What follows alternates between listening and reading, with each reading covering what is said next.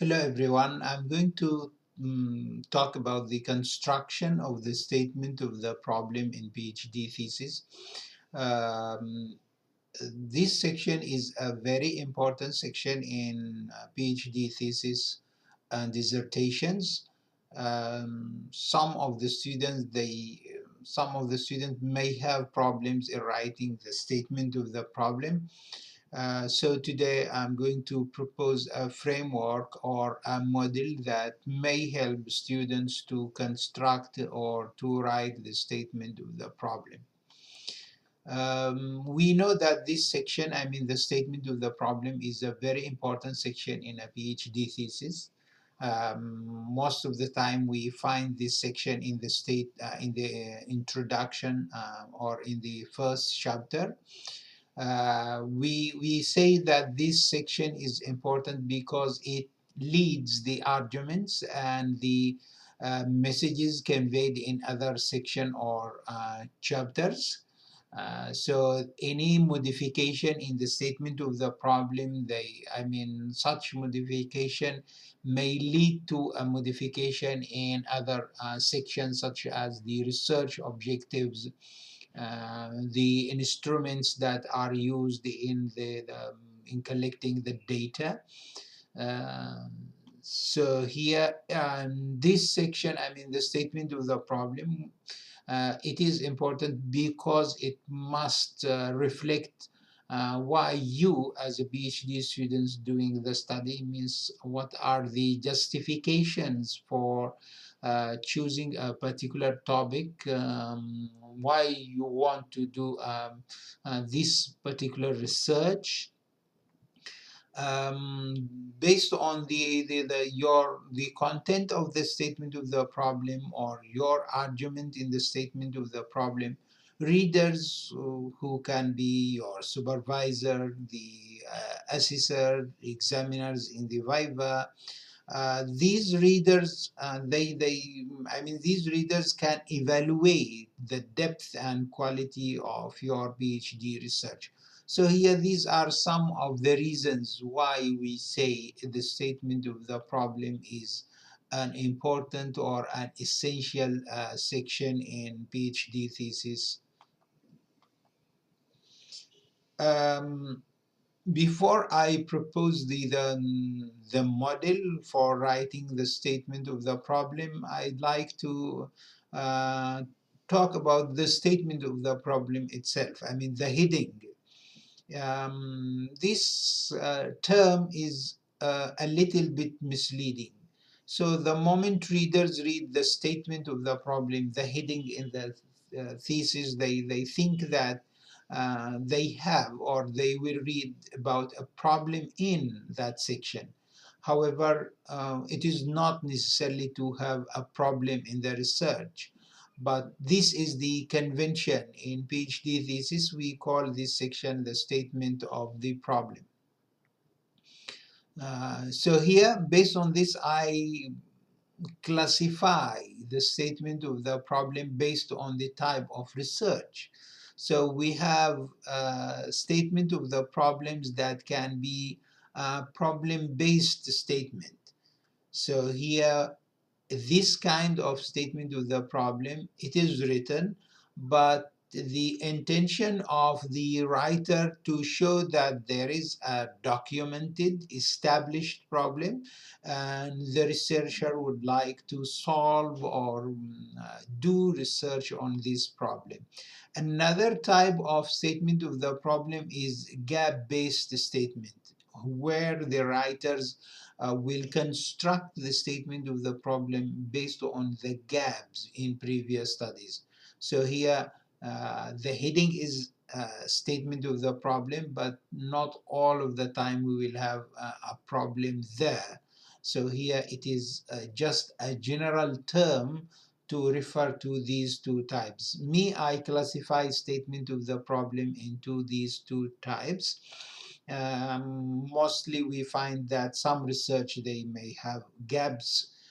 Some of them, they may talk about problem. However, we may have a combination of these two types in one research. When we talk about problem-based statement, or the statement of the problem that is in a research that is problem-based, it is a statement of the problem that centers around an established document problem that deserve research. Okay, and here the researcher may present solutions or may give suggestions, recommendations to address this problem. So here we say that it is a problem based, but please take note that this problem should be established, documented. Means you need to cite previous research, previous studies to show that problem is documented or established. The second type I told you in the previous diagram is gap-based statement, where we have a statement of the problem that centers around a gap that is skillfully created by the writer. Please note that this gap-based statement, or the statement of the problem here, the gap is created by the researcher, all right, by the writer, by you as a PhD student. So here you have to express your own intention to address this gap in a scientific way. Again, here, this gap can be created through maybe giving an overview of the previous studies. So now here I explained the term statement of the problem, and I presented that it is a misleading term or concept that is used in PhD thesis. And based on this, I classified the statement of the problem, or maybe the PhD research, into two types. Maybe one of them is problem-based, the other type is gap-based. Now, let us come to the framework I'd like to propose for writing the statement of the problem. The framework, we have just talked that there are two types of research, or two types of statement of the problem. When we talk about the framework, it consists of four parts. All right, so now let us say that you are going to write the statement of the problem. You need to have four parts. I'm not saying subheadings, but you divide this section into four paragraphs. In the first paragraph, you need to talk about the area. So the area of study, what is it? The specific area. If you are in applied linguistics, is it pragmatics? And if it is pragmatics, is the study in speech act? If you are in translation studies, are you going to focus on legal translation, or training translators? So here in this paragraph, let us say that the first paragraph in the statement of the problem, you talk about the importance of the fields and the subfields, or the disciplines in your area. You know it more than others, means you talk about the importance of the field. Don't talk about the importance of the topic. You just say that research is important in this kind of discipline or area. The specific one, I'm talking about the specific area, not the general one. Then you move to paragraph number 2, where you give review. I'm saying review of studies, but please note that it is not it is not a review of related studies, same as you do in the literature review, but it must be an overview of previous studies. Overview means you give a summary of what has been addressed by previous researcher, so that the reader will understand and will know what has been covered in previous studies. Then, after this, you give the third paragraph. If you are working on, or if your research is a gap-based research, you explain the gap. You talk about the gap. The explanation of the gap must be based on the overview of the previous studies, paragraph number 2. So in paragraph number 2, when you give an overview of previous studies, you are showing what the previous studies have focused on. And then when you are in the third paragraph, that is the gap, you create the gap by showing what previous studies lack, or what are the issues that have not been addressed by previous researcher. If you are doing a problem-based research, then here you talk about the problem, means you give a description of the problem, and then you talk about it, or you try to show that it is established or documented in previous studies. The fourth part will be the purpose. So here in the gap or problem part, that is part number 3, you must not talk about the intention of your study. You must not describe the purpose of your study. Why? Because in the last part, you can describe the purpose of your study. So here, this one is my framework. I propose this framework for writing the statement of the problem. It consists of 4 parts. All right, we can say that 4 paragraphs, but sometimes we may need more than 1 paragraph for the second part, that is the review. All right, so I call this model ARGP, framework for writing the statement of the problem. We have 4 compulsory parts. All of them, they're not optional. You need to write in all of them.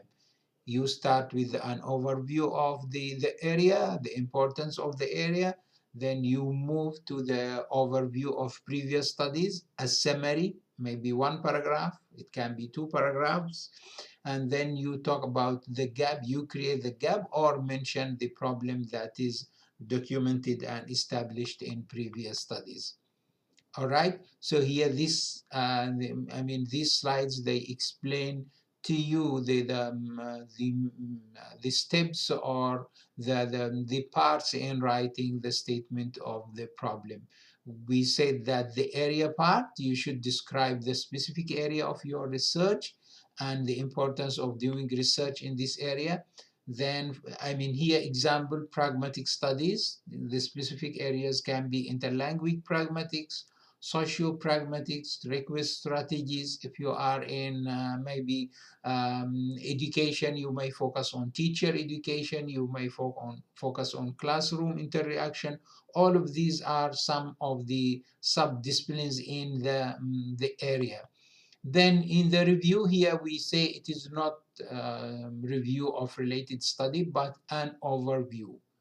Please note that it is an overview of previous studies, in which you should give an overview of previous studies and provide an overview of what has been studied in the specific area of your study, so that the readers will understand what has been covered before. And this overview of what has been addressed in previous study will allow you to show the problem or gap in previous studies, but don't announce it. When you come to this part, you have to announce or present the problem, or that your study intends to find solution for, or to highlight the gaps that have not been addressed in previous studies.